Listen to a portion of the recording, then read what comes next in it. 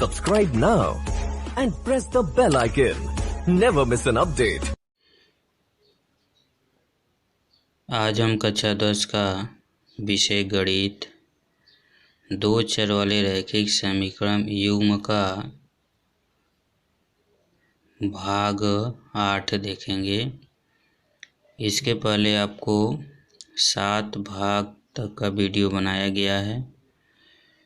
आज हम इस भाग में वज्र गुणन विधि के द्वारा दो चर वाले रैखिक समीकरण युग्म का प्रॉब्लम सॉल्व करेंगे। इसके पहले आपको दो विधि दिया गया है, विलोपन विधि, प्रतिस्थापन विधि। आज तीसरा जो विधि है वज्र गुणन विधि है। दो चर वाले रैखिक समीकरण युग्म का हल करने के लिए हम तीन विधि के द्वारा हम उसको हल करते हैं, जिसमें से दो विधि के द्वारा आपको इसके पहले वाले वीडियो में बताया गया। हम किसी भी विधि के द्वारा दो चर वाले रैखिक समीकरण युग्म के प्रॉब्लम को सॉल्व करते हैं तो उसका आंसर एक ही आएगा। आंसर में किसी प्रकार का बदलाव नहीं होगा। प्रश्न यह होता है कि जो क्वेश्चन पूछे जाते हैं उस क्वेश्चन में कौन सी विधि के द्वारा प्रॉब्लम सॉल्व करने के लिए पूछा गया है, हम उसी विधि का प्रयोग करेंगे। अगर प्रतिस्थापन विधि के द्वारा अगर कह रहा है कि प्रॉब्लम को सॉल्व करिए तो हम प्रतिस्थापन विधि के द्वारा करेंगे। अगर विलोपन विधि के द्वारा कर रहा है तो विलोपन विधि के द्वारा करिए, या वज्र गुणन विधि कर रहा है तो वज्र गुणन विधि के द्वारा करिए।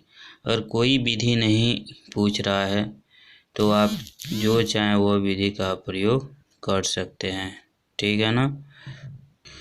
तो चलिए आज हम वज्र गुणन विधि का नियम बताते हैं, कैसे इस विधि के द्वारा हम प्रॉब्लम को सॉल्व कर सकते हैं।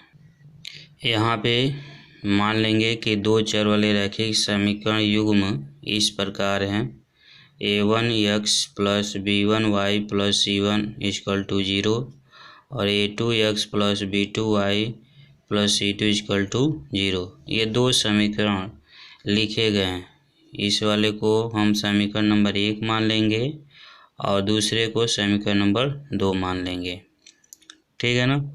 अब हम दिए गए इस रैखिक समीकरण युग्म को हम किस प्रकार वज्र गुणन विधि के द्वारा हल करते हैं, अब इसके बारे में हम सीखते हैं। सबसे पहले जो भी आपके दो चर वाले रैखिक समीकरण युग्म दिए जाएंगे उन सभी दो भी समीकरण होगा 1 और 2, उनको हम 0 के बराबर करेंगे, ठीक है ना। यानी सभी को हम क्या करेंगे, दाएं भाग में, ठीक है, यानी सबको एक बाएं ओर लिख लेंगे, ठीक है ना। जो समीकरण जो भी होगा सभी समीकरण को बाएं तरफ लिखकर और प्रत्येक जो समीकरण होगा उसके दाएं भाग में शून्य प्राप्त करेंगे, ठीक है ना। जैसे ये लिखा गया है यहाँ पे देखिए, सभी को हमने एक तरफ बाएं की तरफ लिख लिया है और दाएं की तरफ हमने शून्य को प्राप्त किया है, ये शून्य हो जाएगा, ठीक है ना। वज्र गुणन विधि में आपका यही होता है कंडीशन कि जो भी आपका समीकरण रैखिक समीकरण युग्म दिया जाएगा उस रैखिक समीकरण युग्म के जो भी आपके दाएं पक्ष में उसको बाएं पक्ष में कर लेना है और समीकरण को 0 के बराबर कर लेना है, ठीक है ना। तो यहाँ से आपको तीन कंडीशन देखिए यहाँ पे आपको दिखाई दे रहा होगा, जो समीकरण नंबर 1 और 2 है। तो समीकरण नंबर 1 और 2 से आप देख सकते हैं कि इसमें 3 कॉलम आपको प्राप्त होगा। पहला जो कॉलम जो होता है x का गुणांक का होता है, दूसरा जो होता है y का गुणांक का होता है और तीसरा जो होता है अचर पद का होता है, ठीक है ना। तो यहाँ पे 3 चीज़ आपको मिल जाएगा, ठीक है। तो हम कैसे इसको लिखेंगे, देखिए यहाँ पे लिखा गया कि समीकरण नंबर 1 और 2 से कि समीकरण 1 तथा समीकरण 2 को देखने पर ज्ञात होता है कि इन समीकरणों में 3 कॉलम पाए जाते हैं। पहला जो कॉलम होता है जो यक्स के गुणांक का होता है, जैसे ये आपका यक्स है तो यक्स का गुणांक क्या है, a1 और a2। हमने a1 और a2 लिखा है। दूसरा जो कॉलम होता है y के गुणांक का होता है, तो हमने y के गुणांक को हमने लिखा b1 और b2 लिख लिया। तथा तीसरे कॉलम अचर पद का जो होता है वो आपका c1 और c2 लिख लिया। तो इस तरीके से ये जो आपके 2 चर वाले रैखिक समीकरण युग्म लिखे गए थे, तो हमने वहाँ से 3 कंडीशन देख लिया, x के गुणांक और y का गुणांक और तीसरा जो कॉलम है अचर पद का मान होता है। ठीक है ना। अब हमको क्या करना है कि इन 3 कॉलमों को हम क्या करेंगे, x, y तथा 1 के बीच उसकी समानता, ठीक है ना, का चिन्ह लगाते हुए उसको हम किस प्रकार लिखेंगे। ठीक है ना। अब चलिए उसके बारे में हम बताते हैं। ठीक है। अब इसके आगे का स्टेप क्या होगा, अब इसको देखिए। अब हमको क्या करना है कि जो आपने जो कॉलम 3 कॉलम आपने देखा कि 3 कॉलम को हम x, y तथा 1 के बीच समानता का चिन्ह लगाते हुए निम्न प्रकार से लिखेंगे। तो इसको इस तरीके से आप लिख लेंगे, x अपन ये जो लिखा गया है 3 जो कॉलम है, x का गुणांक, y का गुणांक, एक अचर पद है। तो अचर पद के लिए हम उसको 1 यहाँ पे लिखेंगे। और x के गुणांक के नीचे हम कैसे इसको लिखेंगे, x के गुणांक को नीचे इसको दिखाने के लिए हम x के नीचे, तो x के नीचे इसको दिखाना होगा तो y के गुणांक को हम लिखेंगे और अचर पद लिखेंगे। ठीक है ना। यानी जो दूसरा कॉलम है वो तीसरा कॉलम को यहाँ पे लिखेंगे। ठीक है ना। उसी प्रकार y के नीचे हम तीसरा कॉलम और पहला कॉलम लिखेंगे। ठीक है ना। और यह चर पद के नीचे यानी 1 के नीचे आप क्या लिखेंगे, पहला कॉलम है और दूसरा कॉलम है। ठीक है। अब इसको हम मल्टीप्लाई करेंगे। किस प्रकार इसको हम मल्टीप्लाई करते हैं, अब देखिए यहाँ पे अगला स्टेप में आपका क्या होगा, इसका हम गुणा करेंगे तो इस तरीके से आपको मिलेगा, यानी b1c2 माइनस b2c1, ये आपका हो जाएगा। इसी प्रकार c1 a2 c2 a1 हो जाएगा, a1 b2 a2 b1 हो जाएगा। तो इस तरीके से आपको यहाँ पे एक x और y और 1 के बीच यानी एक समानता के रूप में आपको एक समीकरण मिल जाता है, जहाँ से जो आपके 2 चर वाले रैखिक समीकरण युग्म दिए जाएंगे वहाँ से आप a1 a2 b1 b2 c1 c2 का मान निकाल के इस दिए गए समीकरण युग्म में रखेंगे। तो यहाँ से आपको x और y का मान आसानी पूर्वक निकल जाएगा। यानी 2 चर वाले रैखिक समीकरण युग्म को सॉल्व करने का यह सबसे आसान विधि है। ठीक है ना।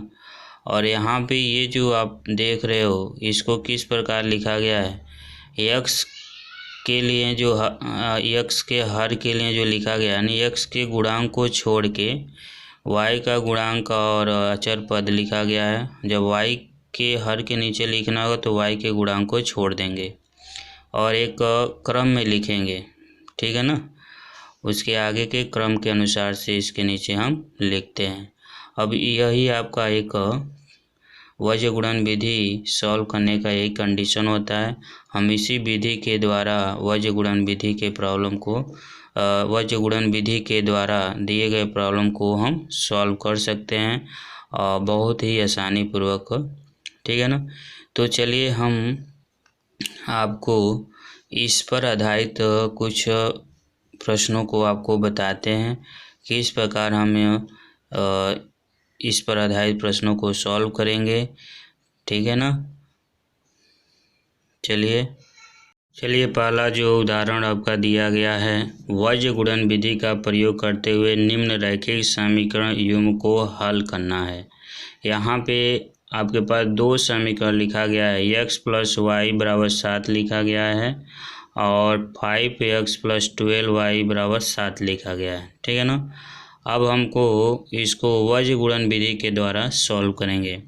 अब विलोपन विधि के द्वारा भी सॉल्व करेंगे और प्रतिस्थापन विधि के द्वारा भी सॉल्व करेंगे तो आपका आंसर उतना ही आएगा। वज्र गुणन विधि के द्वारा भी सॉल्व करेंगे तो आपका आंसर उतना ही आएगा, ठीक है ना। बस इसमें यह है कि विधि के द्वारा नियम थोड़ा सा चेंज हो जाता है, ठीक है ना। तो यहाँ पे इसको हम कैसे हल करते हैं, सबसे पहले तो जो ये समीकरण लिखा गया है, इस समीकरण में दोनों जो फर्स्ट और सेकेंड ये जो समीकरण लिखे गए हैं, तो सबसे पहले दोनों समीकरण के सभी चर या अचर जो भी पद हैं उसको हम क्या करेंगे, बाईं ओर लिख लेते हैं, ठीक है, और दाईं ओर क्या करते हैं, शून्य प्राप्त करते हैं, ठीक है ना। उसके बाद हम वज्र गुणन विधि का प्रयोग करेंगे। यहाँ तक क्लियर आपको समझ में आ गया। तो चलिए हम इसका पहला स्टेप सॉल्व करते हैं। तो हमने प्रश्न के अनुसार से हमने क्या किया, इसको पहला स्टेप सॉल्व किया कि सबसे पहले दोनों समीकरण के सभी चर तथा अचर पद को बाईं ओर लिख लेंगे, जैसे हमने यहाँ पे लिखा है। और लिखने के बाद से हमने इसको समीकरण नंबर 1 मान लिया और इसको समीकरण नंबर 2 मान लिया, ठीक है। तो इतना आपको समझ में आ रहा है। अब अगला स्टेप आप देखेंगे, ठीक है। अगला स्टेप में अब वज्र गुणन विधि का हम प्रयोग करते हैं, ठीक है। तो अगला स्टेप में हम कैसे इसको सॉल्व करेंगे वो आपको हम बताते हैं। तो देखिए यहाँ पे हमने लिखा वज्र गुणन विधि, ठीक है, का प्रयोग करना है। तो अभी इसका नियम आपको बताया गया कैसे इसको हम लिखते हैं। तो यहाँ पे 3 कॉलम आपको मिलते हैं, ठीक है ना। 3 कॉलम में यक्स का गुणांक होता है, वाई का गुणांक होता है और अचर पद का होता है, ठीक है ना। जैसे यहाँ पे देखिए ये 3 कॉलम में यहाँ पे यक्स का गुणांक 15 है और वाई का गुणांक 112 है और अचर पद है -7 तो हम इसको हम कैसे वज्र गुणन विधि का प्रयोग करते हुए सॉल्व करेंगे। तो हमने ये 3 कॉलम इस तरीके से 3 भाग कर लिए हैं और पहले भाग में यक्स लिया गया है, दूसरे भाग में वाई और तीसरे भाग में 1 लिया गया है। 1 जो है अचर पद के लिए हम प्रयोग करते हैं। अब यक्स का हर के लिए कैसे लिखेंगे, तो यक्स का हर के लिए लिखना होगा तो यक्स के गुणांक को छोड़ देंगे, ठीक है ना। यक्स के गुणांक को छोड़ देंगे और वाई का गुणांक और अचर पद लिख लेंगे। देखिए यहाँ पे लिखा है 112 यहाँ लिखा हुआ है, तो हमने 112 लिख लिया है। और ये जो है अचर पद का है -7 ये पहला भाग हो गया आपका। दूसरा भाग है वाई, ठीक है ना। तो वाई के लिए कैसे करना होगा, तो वाई के गुणांक को आप छोड़ेंगे, ठीक है ना। तो वाई के गुणांक को अगर छोड़ते हैं तो आपको क्या लिखना होगा, अचर पद और यक्स का गुणांक लिखेंगे। तो -7 1 5। इसके बाद से अचर के लिए तीसरा भाग देखेंगे। तो अचर के लिए तो अचर पद को आपको छोड़ना है और यक्स का गुणांक और वाई के गुणांक को यहाँ पे लिख लेना है। अब इतना करने के बाद से आपको क्या करना है, अब गुणा करना है, ठीक है ना। अब गुणा करने के लिए देखिए 1 का -7 में करेंगे और जब हम इधर से ऊपर से यह आपका इस साइड से होगा तो 1 का -7 में होगा तो -7 होगा और 12 का -7 में करेंगे तो यह फार्मूले में क्या बताया गया, माइनस होता है, ठीक है। इस चीज़ का आपको ध्यान देना है। तो इसलिए यहाँ पे क्या हो जाएगा, प्लस हो जाएगा, ठीक है ना। तो इसका गुणा हम कैसे करते हैं ये देखिए। तो देखिए यहाँ पे गुणा किया गया है। जब हम -7 का 1 में करेंगे तो -7 होगा और 12 का -7 में करेंगे तो 12 सते 84 होता है। यहाँ पे माइनस है, फार्मूले में माइनस होता है तो माइनस माइनस क्या हो जाता है, प्लस हो जाता है। पुनः 5 का 7 में करेंगे तो -35 हो जाएगा और -7 का 1 में करेंगे तो +7 हो जाएगा। फार्मूले में माइनस भी होता है यहाँ पे। एक बार आप फार्मूला देख लीजिए। देखिए यहाँ पे कैसे निकाला गया, माइनस होता है, ठीक है ना। तो इसलिए वहाँ पे क्या हो रहा है, प्लस हो रहा है। तो इस चीज़ को आपको ध्यान देना है, ठीक है ना। अब यहाँ से आपको 12 का 1 में गुणा करेंगे तो 12 होगा, 5 का 1 में करेंगे तो -5 होगा, ठीक है ना। ये एरो जो लगाया गया है यह ये जो आप इसको समझने के लिए ये जो एरो लगाया गया है इसे जब ऐसे आप गुणा करेंगे तो प्लस होगा और ऐसे गुणा करेंगे तो माइनस होगा। इस चीज़ को ध्यान देना है, ठीक है ना। अब इसके बाद से आपको क्या करना है कि यक्स बटे इसमें से आप घटा दीजिए तो आ जाएगा 77 और वाई बटे इसको आप घटा देंगे तो कितना आ जाएगा आपका -28 आ जाएगा और इसको घटा देंगे तो आ जाएगा आपका 1/7 आ जाएगा। अब हमको क्या निकालना है, यक्स और वाई का मान निकालना है। तो एक बार हम क्या करेंगे, इसको एक बार इसके बराबर करेंगे यानी यक्स बटे 77 बराबर लिखेंगे 1/7 और एक बार इसको हम बराबर करेंगे, ठीक है ना। तब इसको हम कैसे सॉल्व करते हैं उसको देखते हैं, ठीक है। चलिए यहाँ पे हम कर रहे हैं यक्स बटे 77 बराबर 1/7।